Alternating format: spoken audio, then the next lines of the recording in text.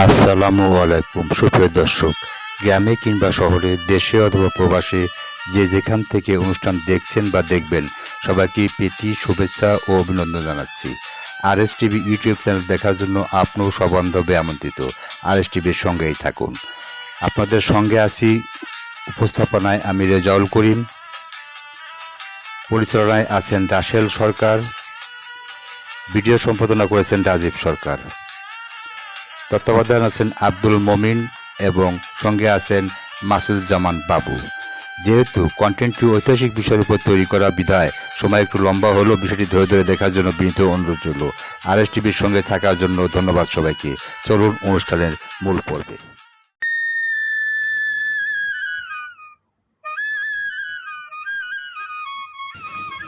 Ayesha Faruk, Pakistan PAF আকাশ প্রতিরক্ষায় একজন মুসলিম মহিলা যুদ্ধবিমান চালকের নাম।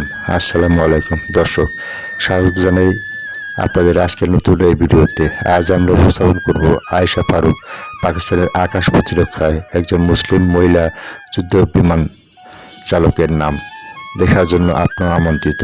আরএস টিভির সঙ্গে থাকুন। সম্মানিত সুধী, আয়েশা ফারুক হলেন বাহওয়ালপুর জেলার হাসিলপুরের একজন পাকিস্তানি ফাইটার পাইলট, যিনি পাকিস্তানের বিমান বাহিনীতে পিএএফ প্রথম মহিলা ফাইটার পাইলট হয়েছিলেন। আয়েশা ফারুকের জন্ম হাসিলপুর, বাহওয়ালপুর, পাঞ্জাব। পাকিস্তান বিমান চালনা ক্যারিয়ার, পাকিস্তান বিমান বাহিনী মর্যাদা ক্রম ফ্লাইট লেফটেন্যান্ট, স্কোয়াড্রন লিডার 2013 সনে। চূড়ান্ত পরীক্ষায় শীর্ষস্থান অর্জনের পর আয়েশা ফারুক প্রথমে পাকিস্তানি মহিলা ফাইটার পাইলট হন। আয়েশা ফারুক এখন 20তম স্কোয়াড্রনের তার 24 জন পুরুষ সহকর্মীর সাথে একটি চীনা নির্মিত চেংদু জে-7 ফাইটার জেটের মিশন পরিচালনা করেন। পিএএফ এর বর্তমান 6 জন মহিলা ফাইটার পাইলট মধ্যে ফ্লাইট লেফটেন্যান্ট আয়েশা ফারুকই একমাত্র যিনি সীমান্তে যুদ্ধ এবং বিমান চালানোর জন্য যোগ্য। 2000 সন থেকে আয়েশা ফারুক পাকিস্তানের পিএএফ এ পাইলট হিসেবে যোগদানকারী 19 জন মহিলার মধ্যে আয়েশা ফারুক একজন। দর্শক, আয়েশা ফারুক সেই পাইলট, পাকিস্তানের ইতিহাসে প্রথম নারী যিনি সশস্ত্র শত্রু বিমানগুলো প্রভাবিত করেছেন। ডন ইন্টারনেট 6 মে রাতের আকাশে ভারতীয় রাফাল যুদ্ধ বিমানকে ধ্বংস করে গোটা দক্ষিণ এশিয়াকে চমক দেন পাকিস্তানের প্রথম যুদ্ধপ্রস্তুত নারী পাইলট আয়েশা ফারুক। চারিদিকে নিস্তব্ধতা, অন্ধকার, গভীর রাত, আর তখনই আকাশে গর্জে উঠল ককপিটে উড় পেতে থাকা পাকিস্তানের আকাশজয়ী বাজ পাখি আয়েশা ফারুকের ক্ষেপণাস্ত্র। এক ঝলক ক্ষিপ্রতা, এক নিখুঁত নিশানা, আর সঙ্গে সঙ্গে ভারতীয় রাফাল পরিণত হলো ধ্বংসস্তূপে। মাত্র 27 সেকেন্ডে আক্রমণ, 8.7 সেকেন্ডে ধ্বংস এবং 4 সেকেন্ডের মধ্যে নিশ্চিহ্ন। পাকিস্তানি বিমান বাহিনীর সবচেয়ে চৌকস নারী আয়েশা ফারুক পাইলটের আক্রমণ দুমড়ে মুচড়ে গেল শত্রুপক্ষ $288 মিলিয়ন গর্ব রাফাল।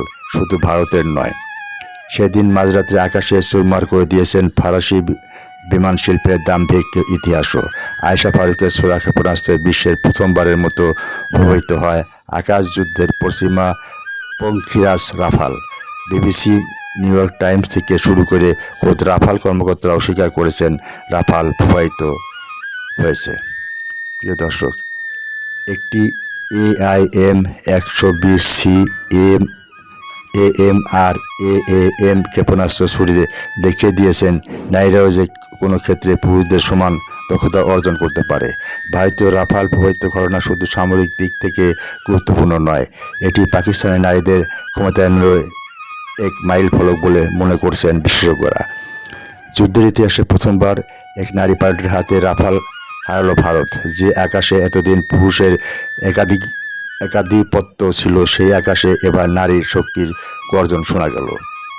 সম্মানিত দর্শক, আয়েশা ফারুকের জন্ম ও বেড়ে ওঠা পাঞ্জাবের বাহওয়ালপুরে জন্ম নেওয়া আয়েশার ছোটবেলা থেকেই সামরিক পেশার প্রতি টান ছিল। মাত্র 3 বছর বয়সে বাবাকে হারান আয়েশা। মাই তাকে কঠিন পরিশ্রম আর প্রতিযোগিতার মধ্যে দিয়ে বড় করেছেন। পাকিস্তানের মতো একটি রক্ষণশীল সমাজে, যেখানে পুরুষ অভিভাবক ছাড়া বেঁচে থাকা কঠিন, সেখানে আয়েশা বড় হন আত্মবিশ্বাস ও দায়িত্ববোধ নিয়ে। এ থেকে আয়েশা সিদ্ধান্ত নেন তিনি একজন ফাইটার পাইলট হবেন। মা ছিলেন পুরোপুরি সমর্থনে, যদিও আত্মীয়রা শুরুতে তীব্র আপত্তি করেছেন, কিন্তু কারো কথায় থামেননি আয়েশা। প্রিয় সুধী, আয়েশা ফারুকের সংগ্রামী যাত্রা। আয়েশা ফারুকের জন্য তার যাত্রাটা সহজ ছিল না। তিনি বলেছেন, নারী হওয়ার কারণে প্রথম পদক্ষেপটাই সবচেয়ে কঠিন ছিল। বিমানবাহিনীতে যোগ দিতে চাইলে প্রথমে বাধা আসে পরিবার দিক থেকেই, কিন্তু তাতে দমে যাননি আয়েশা। একজন নারী হিসাবে তাকে বেশি পরিশ্রম করতে হয়েছে। সহকর্মী পুরুষদের প্রমাণ করতে হয়েছে তিনিও তাদের মতোই দক্ষ। তিনি আরও বলেন, পুরো পেশায় আমি একমাত্র নারী ছিলাম, সবাই তাকিয়ে থাকতো আমি পারি কি না সেটা দেখার জন্য। তবে আয়েশা জানিয়েছেন, পাকিস্তান বিমান বাহিনী কখনো তাকে নারী বলে আলাদা চোখে দেখেনি, বরং সেখানে সব কিছুই হয় যোগ্যতার ভিত্তিতে। কঠিন প্রশিক্ষণ, অদম্য মনোবল। আয়েশা ফারুকের জন্য ফাইটার জেট পাইলট হওয়ার প্রশিক্ষণ ছিল অত্যন্ত কঠিন। তিনি বলেছেন, শুরুর দিকে অনেকেই ভাবতো আমি হয়তো পারবো না, কিন্তু ওদের সন্দেহই আমাকে আরও দৃঢ় প্রতিজ্ঞ করে তুলেছে। আয়েশা আরও বলেন, যুদ্ধবিমান চালানো কোনো সাধারণ চাকরি নয়, এটা কেবল বসে থাকার কাজও নয়। একটানা পরিশ্রম, মানসিক চাপ আর শারীরিক ফিটনেস সবকিছুতেই সেরা হতে হয়। আমাদের দিন শুরু হয় ভোর 4টায়, কখনো কখনো রাত 12টা পর্যন্ত কাজ চলে। আবার অনেক সময় রাতে উড়াল দেওয়ার শিডিউলও থাকে। এই কঠিন পরিশ্রমের মধ্য দিয়ে আয়েশা তৈরি হয়েছেন একজন সাহসী ও দক্ষ ফাইটার পাইলট হিসেবে। তিনি প্রমাণ করেছেন, ইচ্ছা আর পরিশ্রম থাকলে কোনো কিছুই অসম্ভব নয়। সম্মানিত সুধী, আয়েশা ফারুক সাহসিকতা আর সংগ্রামের প্রতীক। পাকিস্তানি বিমানবাহিনীতে গত 10 বছর 19 জন নারী পাইলট হয়েছেন, যাদের মধ্যে মাত্র 5 জন ফাইটার জেট চালাতে পারেন। কিন্তু আয়েশাই একমাত্র যিনি যুদ্ধের জন্য চূড়ান্তভাবে প্রস্তুত। বর্তমানে পাকিস্তানি বিমানবাহিনীতে 316 জন নারী কাজ করছেন, যেখানে 5 বছর আগে এই সংখ্যা ছিল মাত্র 100।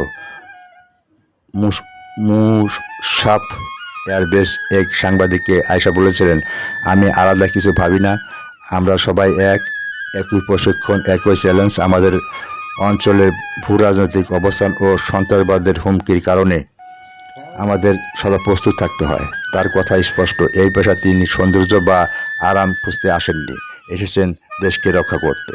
প্রিয় দর্শক, ভারতের হামলা, পাকিস্তানের 11 সেনা নিহত। পাকিস্তানের আন্তঃবাহিনী জনসংযোগ অধিদপ্তর ISPR জানিয়েছেন, ভারতের সাম্প্রতিক হামলায় পাকিস্তানের নিরাপত্তা বাহিনীর 11 জন সদস্য প্রাণ হারিয়েছেন।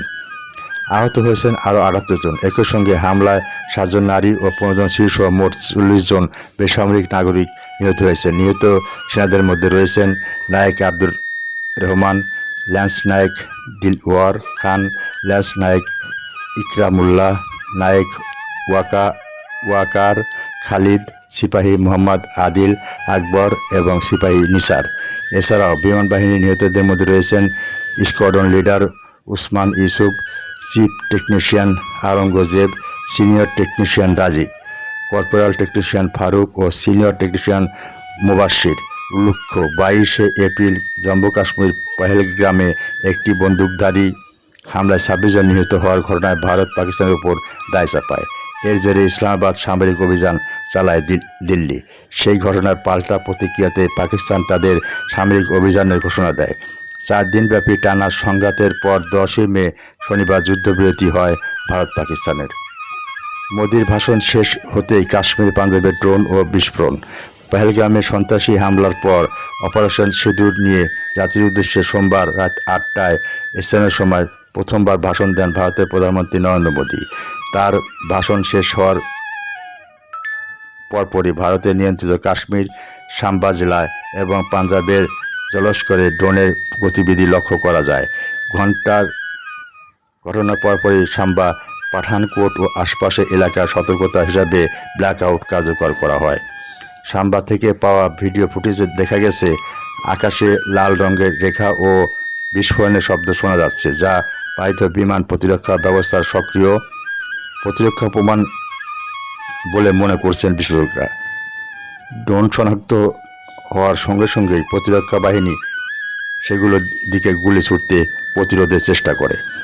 হিন্দুস্তান টাইমস এক প্রতিবেদনে জানানো হয়েছে, ড্রোনের গতিবিধি এবং বিস্ফোরণের ঘটনার পর সংশ্লিষ্ট এলাকাগুলিতে নিরাপত্তা বাহিনীর সর্বোচ্চ সতর্ক অবস্থায় রয়েছে। আয়েশা ফারুক পাকিস্তানের PAF আকাশ প্রতিরক্ষা একজন মুসলিম মহিলা ফাইটার পাইলট যুদ্ধ বিমান চালকের নাম। এই ছিল আজকের পর্বের মূল বিষয়বস্তু। প্রিয় দর্শক, আমার জ্ঞান সীমিত ও নগণ্য। আয়েশা ফারুক পাকিস্তানের আকাশ প্রতিরক্ষার একজন মুসলিম মহিলা ফাইটার পাইলট যুদ্ধ বিমান চালকের নাম। বিষয়বস্তু পাঠ করে এর বিস্তারিত ইতিহাস ও অন্যান্য বিষয়বস্তু বর্ণনা করা খুবই কষ্টকর বটে। আমি দার্শনিক বা ইতিহাসবিদ নই। আমি আয়েশা ফারুক পাকিস্তানের PAF আকাশ প্রতিরক্ষার একজন মুসলিম মহিলা ফাইটার পাইলট যুদ্ধ বিমান চালকের নাম এর বিবরণী পাঠ করে যতটুকু বুঝতে পেরেছি তাতেই কিছু তথ্য আপনাদের সামনে তুলে ধরার চেষ্টা করছি।